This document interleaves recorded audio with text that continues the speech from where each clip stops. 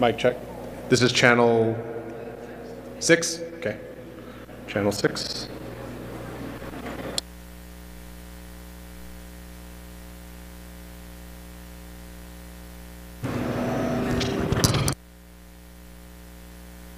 Mic check. Check. Mic check. Mic check. Okay. This is channel 3.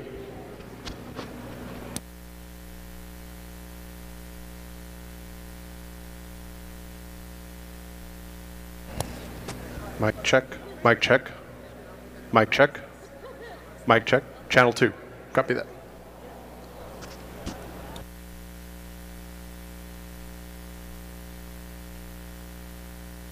And final one, channel 5. Perfect.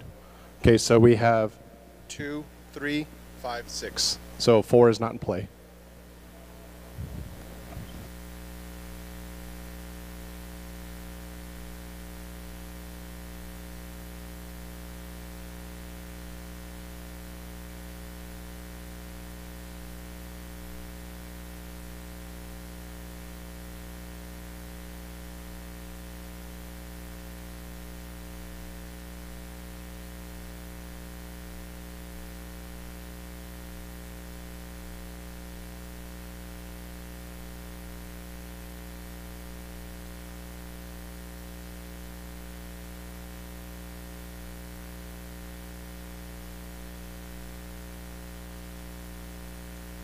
Mic check. Mic check 1, 2. Mic check 1, 2. This is channel 4. Mic check 1, 2. This is channel 4. Channel 4. Perfect. Mic check 1, 2. This is channel 4.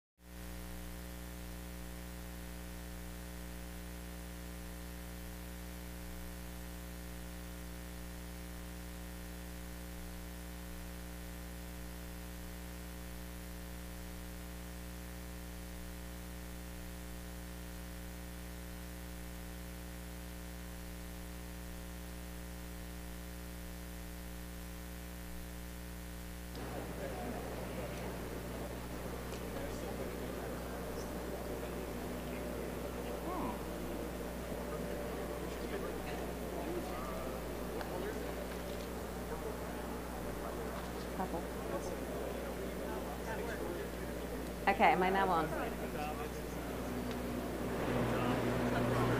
Okay, I will try that a second time.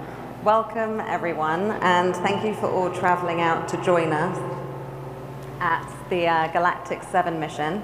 I know some of you have traveled, and we appreciate that, and I think we can all agree this morning was just an amazing and incredible day. And we just have 4 new astronauts walking around Spaceport America right now. So I'm Alana Crane, I lead communications. It's been great to get to know some of you, and it's great to see some of you again that I have met before. Now, just as a reminder on who we had on board this flight, we had 4 new crew members. We had Tuva Atasever, who is now astronaut 27. He was the research astronaut on board. We also had 3 private astronauts. So we had Andy Sedwani, we had Giorgio Menenti, and we had Irving Pergamons as well. Today, we are going to be focused on the research portion of this mission. And before we actually get into the press conference and I invite the guests up to join me, I'm going to invite my president here, Mike Moses of our Spaceline, and he's going to just say a few words before he has to head off. Thanks, Alana. Let's see. Yep, come on. Okay. Thanks, everybody, for coming out. Today was really a terrific day here at Spaceport America. A great flight here in New Mexico of Galactic 7 and of Unity right behind us. And as Alana said, before you have a chance to hear about some of the amazing research that was done by our really great customers with Axiom and the Turkish Space Agency, I wanted to just talk a little bit because not only was this the 32nd flight of Unity, I think it's our 7th, our 12th space flight, our 7th commercial space flight.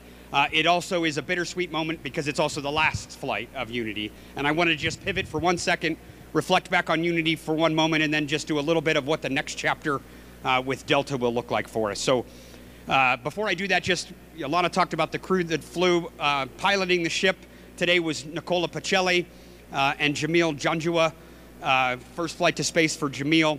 In our mothership, we had Andy Edgel and CJ Sturkyle flying the mothership. A really great crew taking care of everybody today. So as I said, marks kind of our final flight for Unity, and it kind of ends a really incredible chapter. If I think about how chapters work, right? This vehicle was revolutionary. I got to work at NASA on the Space Shuttle program, and that was actually a revolutionary program as well in government human spaceflight. And so when that chapter ended for me and the shuttle retired and I left, I wanted to come here to Virgin Galactic to start and launch a human spaceflight program to continue that tradition of myself taking people to space, but also opening up the frontiers of a company to do so. And so when I got to Virgin Galactic, I was able to join an amazing, incredible team in Mojave, California that built this vehicle by hand. We tested it, we flew it, we demonstrated and proved to the world that commercial human spaceflight is possible with private funding for private companies, right? And so while a Unity accomplished amazing, amazing things there in the test program, it really took off, and another chapter opened when we moved here to Spaceport America, and we brought the commercial human spaceflight to the land of enchantment. So 7 commercial space flights, single vehicle flying 6 times in 6 months last year. That's groundbreaking. The joke with the space shuttle program is you flew every 4 or 5 months because it took that long to fill out all the paperwork, right? The fact that we can take this vehicle back to back to back on a monthly basis is really revolutionary. So with that, as amazing as that chapter is, the next chapter is actually even more revolutionary. Our Delta fleet of spaceships is designed to fly almost 8 times faster than that, right? So 2 flights a week. We're going to field in 2026 2 spaceships, our mothership Eve. That's 750 astronauts a year going to space. That's more than have gone to space in the 60-year history of spaceflight to date, right? So that, you want to talk about a space line, that fleet of Delta ships represents a space line, a commercial product for us. It's all built on the back of an amazing team and an amazing vehicle here behind me. So I just wanted to take a moment to talk about that. Thank everybody for coming, to thank our team who put together a fantastic mission today. And Alana, I'll turn it back over to you. Thanks, everybody. Thank you, Mike. Okay, so we have some people here waiting in the sidelines to come and join me. So if I can invite each of you to come up. I'm going to introduce them one by one, and then we have mic runners on either side. So if you do have a question, just raise your hand and please just state your name and publication. Apologies to everyone that's tuned in online. Thank you for joining this press conference. We aren't able to accept questions, but if you do have any, please send them through to the Virgin Galactic press inbox, and we'd be very happy to get back to you. And after the press conference, if you would like to speak with anyone on a one-to-one basis, again, just come to myself and my team for Virgin Galactic, and also the Axiom team that is here supporting, and we'd be very happy to facilitate. But let's jump straight in. So first up, Tuva Atasever, please join me up here. Tuva is our research astronaut. Tuva is flying today on behalf of the Turkish Space Agency and also Axiom. And then Michael Lopez-Alegría, can I ask you to come up? So Michael A. is the chief astronaut for Axiom Space. And then the Deputy Minister for Information and Technology in Türkiye, please join us. And finally, Sirisha Bandla, astronaut 004, but also our Vice President of Government Affairs and Research Operations. Okay, so I think first of all, I had a question for each of you, and I'd love for each of you to just say a little about yourself as well for our audience today. Starting with you, Tuva. I mean, how was it? You just went to space. When you put it like that, it says maybe bringing more light to it. Let me just check your audio level. Açacaksın galiba. Turn it. Where's your... Do you know where the pack is? Is it on now? Okay. Are you good?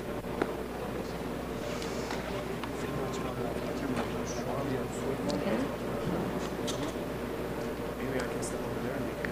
Yeah, why don't we do that and I'll start. Yeah.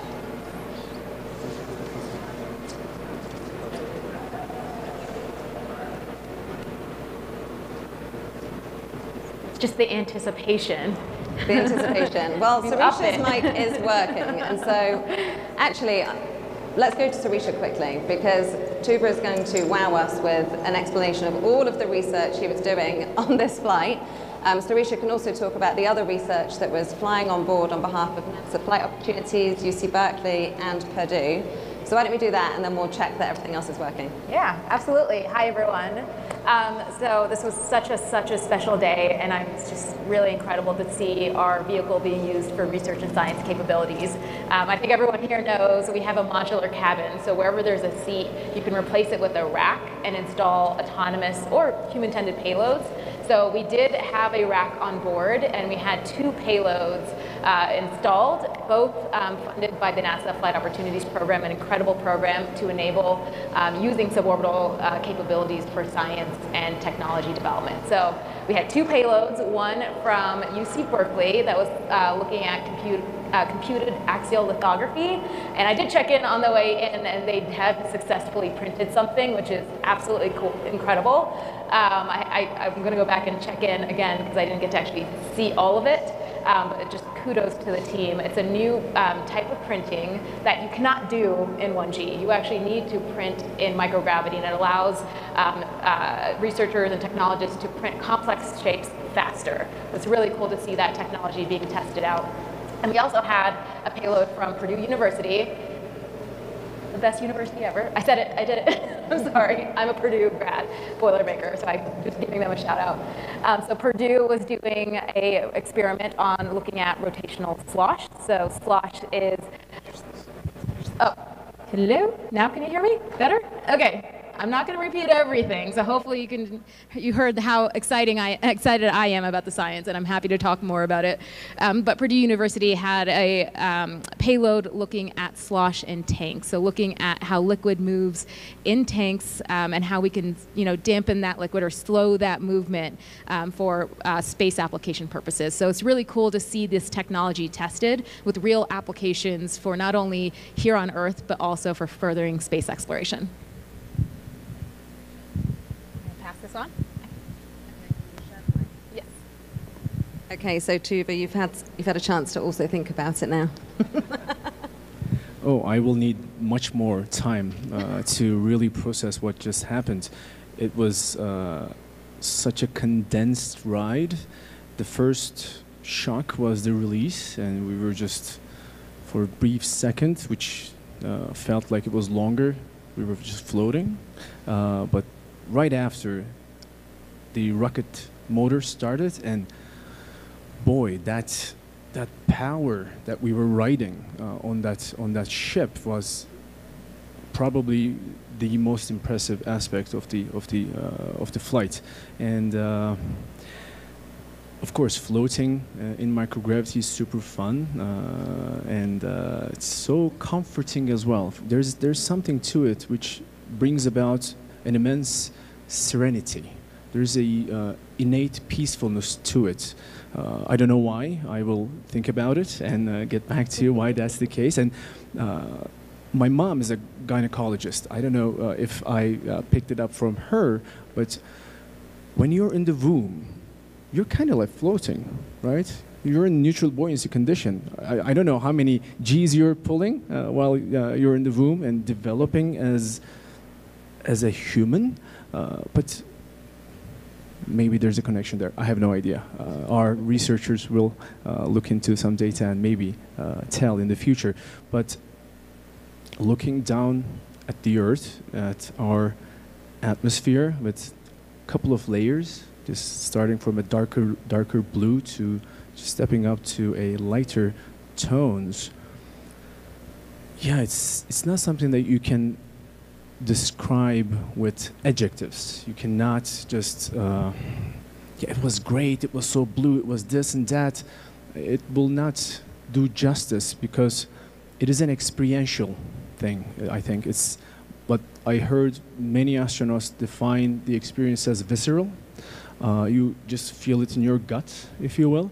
I'm sorry, Vlad, even though you have been collecting prefrontal cortex activity, let's see if you're going to be able to see it, the markers over there, but it was, I think, deeper than that. And the way to describe the experience can be maybe more emotional. When you are a couple of years old, like 4 or 5 years old, you just go to a family friend's house, and you just play with their kids, and you're all tired, and you fall asleep, right? And on the couch, and your dad is picking you up and just guiding you to the car or whatever, and you just feel that warmth, and just you're floating in that moment as well, right? You're neither awake nor asleep. It was something like that. How you would feel in that moment, just looking down at Earth, floating, that seeing our beautiful planet. Yeah, from an experiential perspective, I can define it like that, maybe. Yeah. Wow. So that sounds amazing. I have many follow-up questions, but I will certainly let the audience go first. But before we do that, Mike, this has been a pretty big week for the space industry. And, you know, working with Axiom has just been fantastic. Can you share a little of your perspective on what this day and possibly even this week, you know, means within this sort of blooming industry? Yes, thank you. First of all, let me say it's a pleasure to be up here with some old friends and medium friends and new friends. I'm Michael Lopez-Alegría. I'm the chief astronaut at Axiom Space. Axiom's role here was to have phase 2 of our agreement with the Republic of Turkey through the Turkish Space Agency and TÜBİTAK Uzay, which is their research arm. The first phase was to fly Alper Girizauci, who is the first Turkish astronaut, to the ISS in January, February for 21 days of research and outreach activities. And the second phase is to fly Tuva, the second Turkish astronaut and first proper Azerbaijani astronaut in the history of humanity. And it's a great pleasure for us to participate in that. And while Tuva was arguably the most important payload for us on this mission, he conducted 7 experiments, 3 of which were carryovers from AX-3, the Axiom mission that occurred earlier this year. And we also had an Axiom experiment which involved an insulin pen with the idea that we would be able to accurately, I guess, prove in microgravity that we can accurately dispense a measured amount of insulin for future applications in spaceflight. And before I close, I just want to say something about this young man. We trained together for AX-3. He was the backup for our Alper. He is an extremely conscientious, dedicated, curious, intelligent and capable young man, and I couldn't be prouder of you, Tuva. Thank you, Mike. And coming now over to Deputy Minister, I mean, this has been a huge day for Türkiye. If we could just start with, what does this mean to your nation? Thank you very much. My name is Ahmet Yozgatigil. I'm the Deputy Minister of Industry and Technology. As you mentioned, it's really an important day for Türkiye. Under the leadership of our President, Recep Tayyip Erdoğan, Türkiye has a very ambitious space program. It's a nation space program which has very ambitious goals. Human space program is part of it, and in our 100th year of Republic's anniversary, we were able to send 2 astronauts. The first astronaut, as MLA mentioned, Alper Gezer, he went to the ISS and he conducted several experiments, 13 experiments actually there. And now our second astronaut today, Tuva, performed really important experiments. Some of them are continuation of what Alper did in ISS, and some are new experiments. So, as I said, Türkiye is becoming a very important space nation. And in just 1 month's time, we are launching our first communication satellite, fully developed and manufactured in Türkiye. So we have other goal of the national space program is reaching the moon in 2026. And as Türkiye, we are also aiming to have our independent access to space, our own spaceport with international collaboration. So Türkiye, as I mentioned, is becoming a true space nation, and our collaboration with Axiom Space in this human space program for our first 2 astronauts was very successful, and we are hoping to collaborate in the future for our next moves. Thank you so much. So do we have questions in the audience? Okay, Jeff, we'll come to you first.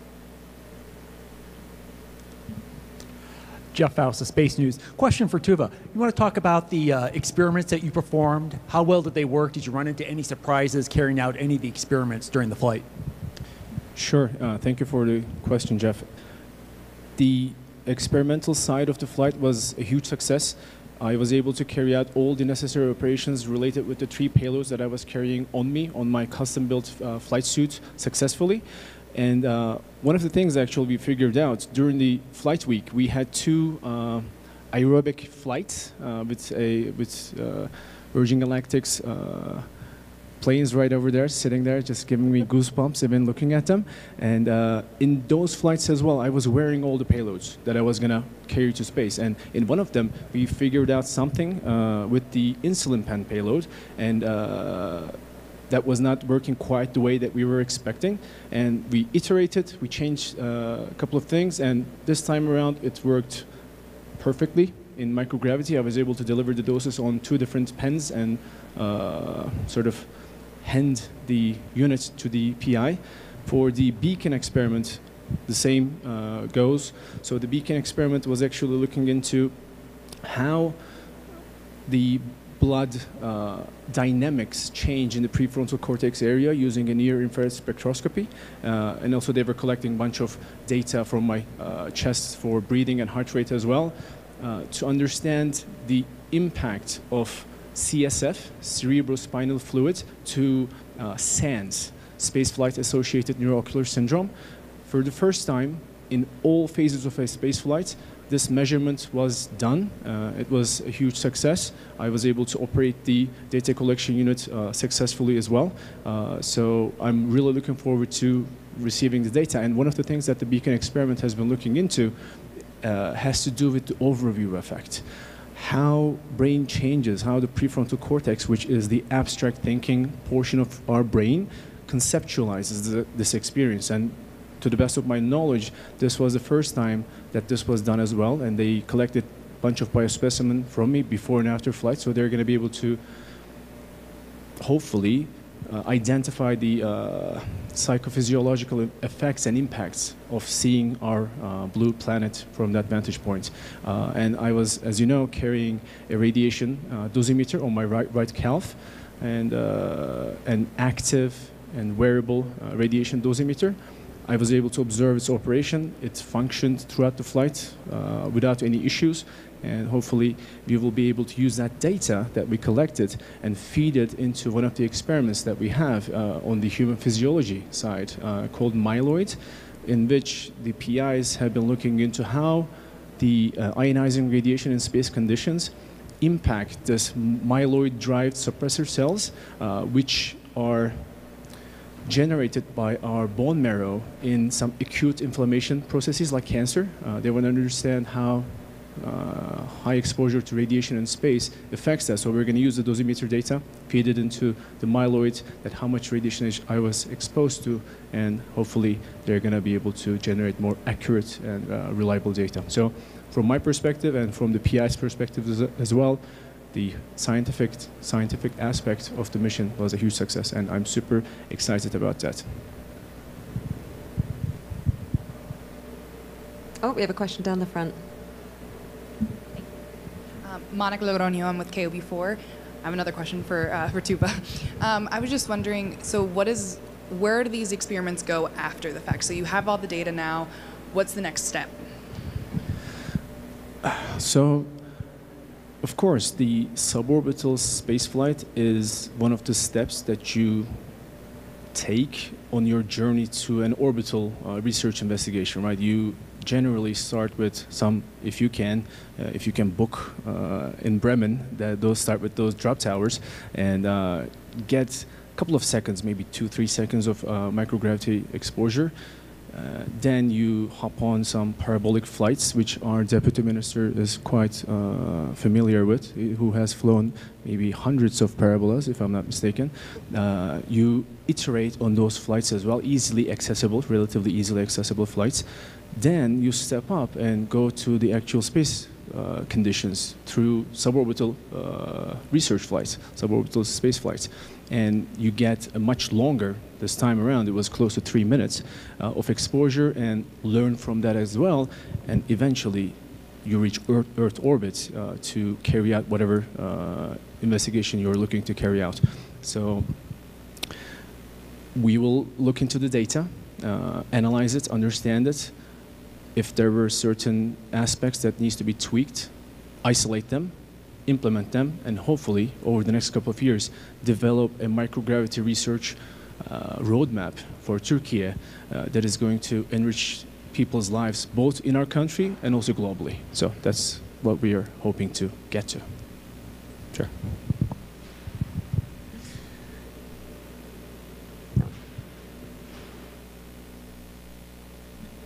Sorry. My favorite question. What did you take in your pockets? I had a bunch of items. Of course, during our announcements, the president of our country, Recep Tayyip Erdogan, as he announced us to the entire nation and to the world, he gave us Turkish flags, one for me and one for Alper, and I took that with me, of course, to the microgravity conditions. And with me, I had the Azerbaijan flag as well, which represents my motherland. They were standing right next to each other, covered by a very special piece of fabric that is important for the people of Palestine, who are kind of in a very painful situation right now, and those were with me on my over my chest. I carried. So we like to say, for Turkey and Azerbaijan, 2 states, 1 nation. So to reflect that, they were sitting right next to each other over my chest, and I had a bunch of personal items from family and friends. I carried them with me.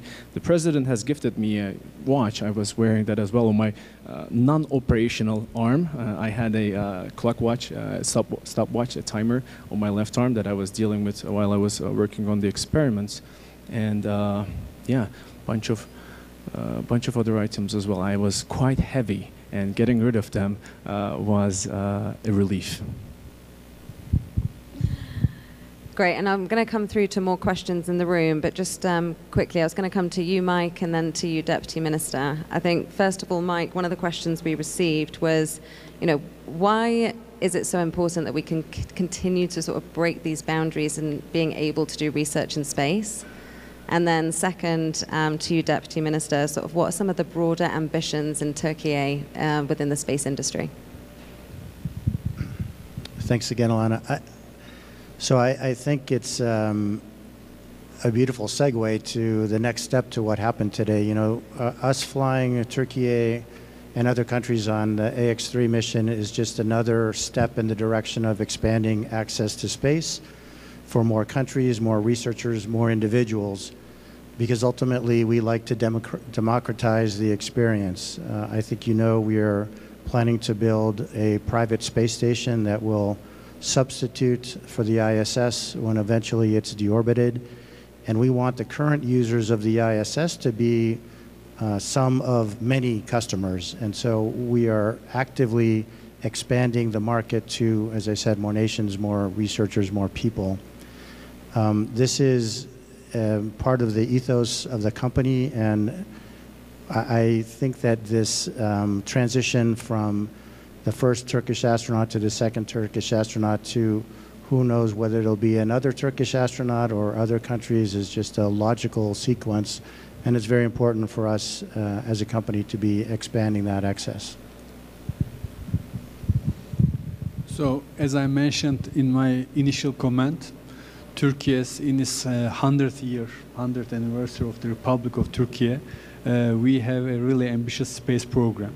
And as we have achieved our goals by sending our 2 astronauts to space and performing space-related research, microgravity research, also, the space economy, the new space concept, we are having a very strong space industry.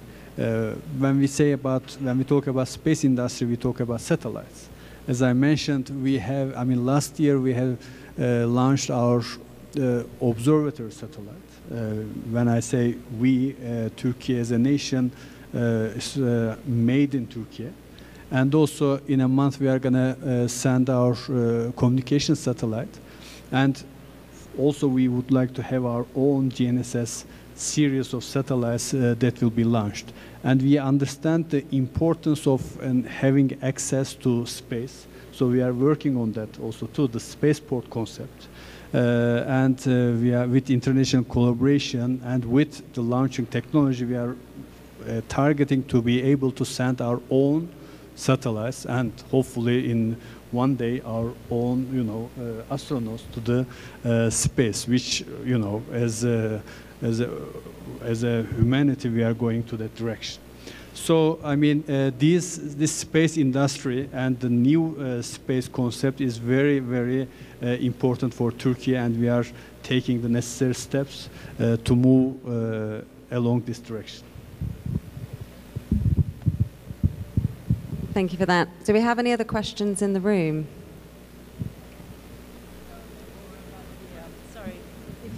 A bit about the experiments that UC Berkeley and Purdue were doing, what they sent up.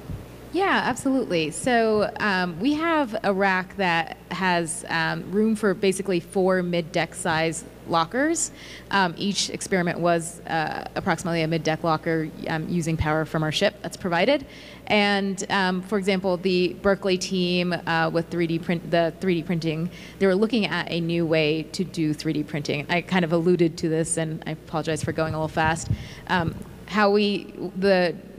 The way we print right now, the 3D printing mechanisms, is mostly the putting layers on top of layers. You can't really do complex shapes, and also it's slow. So what they're doing is looking at a new method where they're looking at a polymer, basically projecting images into the polymer and using light to cure it. you can make much more complex, print much more complex shapes, and you can do it much quicker. And you can only do it in microgravity. You can't do it in 1G. And so you can make those shapes in space. You can use it for fixing structures while in space. It's introducing the ability to be sustainable in environments where we don't have all the tools we need all the time. So I think it's incredible, and I'm really excited to see what they do next. As I think we talked about it a little bit on the panel, for suborbital, because of the access that it provides, repeatable access at a lower cost point, researchers aren't really planning payloads that are one and done. They want to use this to do iterative campaigns, test and test again, and get multiple data points. And if a payload does not work quite the way they expect, they have another opportunity. It's the fly, fix, fly method that NASA Flight Opportunities has been touting since it formed. So it's really cool to see that the microgravity space-based research ecosystem is growing, and you can see researchers creating campaigns to do continuous research, like parabolic aircraft. You do those multiple flights per year, and you can see that with the suborbital vehicle as well. And then Purdue was looking at rotational slosh, so they had tanks in their payload, and they were looking at how the liquid moves in the tanks in microgravity and methods to dampen that movement. Because if you think about small satellites or other structures, slosh is not the most friendly thing for a vehicle's movements. So looking at ways to contain slosh is always a good method. Like looking at different ways to contain slosh is always a way to improve your vehicle when on orbit, and also getting to orbit as well. So we're really excited to have them on board, and I'm already excited about talking about the next steps for their research. I'll just pass it. You don't have to keep getting up. Any more questions? Yep. Jeff, we'll come to you. Question for Mike. Between your experience working with Tuva on this flight and also flying with Walter Villadai, who flew on Galactic 1 about a year ago, what's your assessment of the value of suborbital spaceflight for research or training or other uses to support what Axiom wants to do in orbital spaceflight? I think both Sirisha and Tuva touched on it, but it's obviously sort of a proving ground. You followed this roadmap of microgravity research from drop towers to parabolic flights to suborbital to orbital, so that's one obvious advantage. As a training platform, I think it certainly, arguably there are more different kinds of accelerations in a suborbital flight, because you've got when you drop and you have the pull-up, which is quite aggressive. I think you could probably attest to that. We don't really feel like anything like that in an orbital launch. It's all what we call plus X Gs, and so it's an interesting but different experience, I think, for them. But honestly, anytime you're exposed to a microgravity environment for longer than the 20 or 25 seconds you get in a parabolic flight, I think it's advantageous. We've seen people, as they fly to space on their second or third time, consistently do better with what we call space adaptation syndrome, which is generally people feel a bit nauseous, can feel a bit nauseous when they first get to orbit. And people seem to do better with each flight. So if somebody has had the experience like Walter had the privilege of doing before he flew on an orbital flight, I think it's all to the good.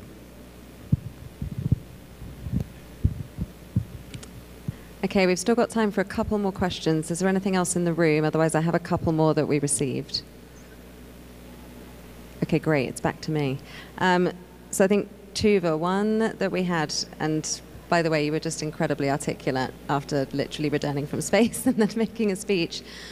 You touched on this a little bit, but it's, you know, what would you say to that next generation of people that have watched you today and they're wondering, how do I do that? Well, the reason why we did this mission was for the next generation. Of course, we carried out research. That was one of the integral parts of this mission, but really at its core, it is to inspire the next generation to dream even bigger, dream bolder, right? So what I would tell to them is exactly that. Just decide on, pick some really bold dreams for yourself, and then work diligently and strategically to turn them into attainable goals, then come find us, right? Just be at our door. Dude, I want to do this. This is my dream, and I have a plan how to achieve it. So let's do this, let's do that. I will be more than happy to do whatever I can in the best of my capacity to help them achieve their dreams. So this is a journey that we're gonna go into together and hopefully carry both our nation and also our global community to new heights, much more stellar future. So I'd just like to add, with Deputy Minister Ahmet last week, the AX-3 crew spent a few days in Türkiye, including a couple of engagements at some universities, the Bosphorus University in Istanbul and also the Middle East Technical University in Ankara, who had a payload on this mission. And I am very impressed with the level of dedication that the Republic has given to its youth. We also visited many industries or companies in the space industry, and they showed us the demographics of their workforce, and it was astonishing how many of them are under 30 years old. We visited a couple of libraries, one each in Ankara and Istanbul, where they displayed that these libraries are open 24/7. The youth come in, they are given soup, baklava, and Turkish tea, and the investment that they have done in their future is only helped by inspirational figures like Alper and now Tuva. So I think the future is very bright for the youth in Türkiye. Yeah, I would like to add, thank you for your good words and observations. Yet Türkiye is a very young nation, and what Tuva and Alper Gezerarci has done really inspires the young generation, and we see that. And another platform that we see is the technology festival, we call it Technofest, where we have, for example, rocket launch competition, and we have vertical landing competition, we have satellite design competitions where more than 2 million young people, they compete in those projects. Actually, it's not just projects, they actually make their own rockets. So a nation, actually what Tuva has done today really inspires the young people and this, we find that is very important. And after Tuva goes back to Türkiye, he will share his experiences with those young people. And then we are hoping that, of course, this is other goals of this mission to inspire the youth.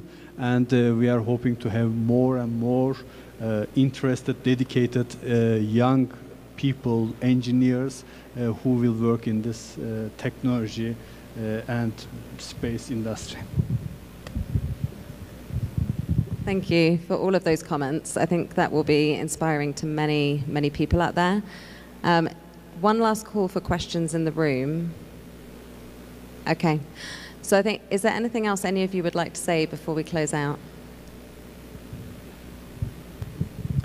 Well, I would like to thank, first and foremost, my space agency, my government, for allowing me the opportunity and privilege to serve in this capacity, and as we have all alluded to, inspire the next generation to pursue more ambitious dreams. I would like to thank Axiom and my great commander for being a beacon for us in this incredible journey, incredible, unforgettable adventure that we have been on together. And also, lastly, I would like to thank Virgin Galactic, all of these incredible people who are working here. That guy, Jamil, and I think your daughter, your niece. Oh, sorry. We have had incredible experiences with these people, and for all of your dedication, hard work, putting this mission together from the bottom of my heart, thank you very much. Thank you. Okay, well, thank you everyone for joining us for this press conference. This is going to be bringing us to a close, but first of all, just on behalf of everyone at Virgin Galactic, I mean, Tuva, first of all, thank you. This has just been a pleasure throughout the week. It's been an incredible crew to work with, and we're just very proud to support the ambitions of both Axiom, but also Türkiye, and it's going to be incredibly exciting to see what you do next and what you all do next, actually. Thank you, Sirisha, as well, for joining our panel. You know, we've had Galactic 1, which was mentioned. We had Galactic 5, which was a research mission. And now we've had Galactic 7. And I just cannot wait to see what happens when we get into our Delta-class spaceships and what we'll be able to do from a research standpoint there as well. So thank you again. Final housekeeping. We do have a few minutes of broadcast B-roll that has been uploaded, so you should all have access to that, as well as images. And so the full press packet is now live. And after this, please do get in touch if you want to speak to anyone or you have any questions. Me and my team are here to help. Thank you again.